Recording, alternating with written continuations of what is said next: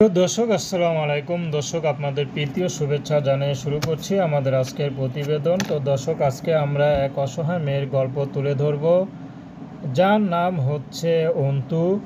অন্তু লম্বা-চূড়া ভালোই আছে। অন্তুর বিয়ে হয়েছিল, কিন্তু 4 মাসের মাথায় অন্তুর স্বামী স্ট্রোক করে মারা যায়।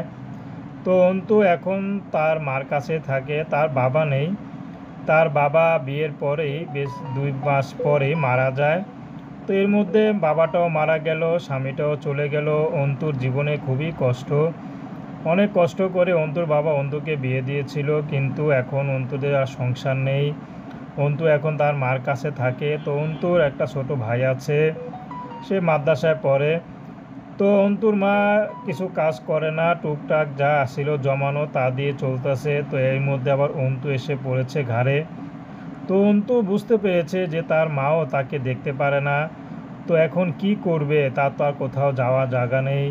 তো অন্তু চাচ্ছে তার এই দুঃখের জীবনে কে যদি জীবনসঙ্গী হয়ে সারা জীবন পাশে থাকতে চায়, সেই মানুষটি যেমনই হোক, অন্তু তাকে বিয়ে শাদী করতে রাজি আছে। অন্তুর ব্যক্তিগত কোনো পছন্দ নেই, যেহেতু অন্তু বিবাহিত, সেহেতু অন্তু চাচ্ছে যদি কোনো বিবাহিত পুরুষ অন্তুকে বিয়ে করে, ভালো লাগে, বিয়ে করতে রাজি আছে। অন্তু যেহেতু সন্তান নেই, যদি সন্তান সহ কে বিয়ে করে, অন্তু তাকে লালন পালন করে বড় করে দিবে।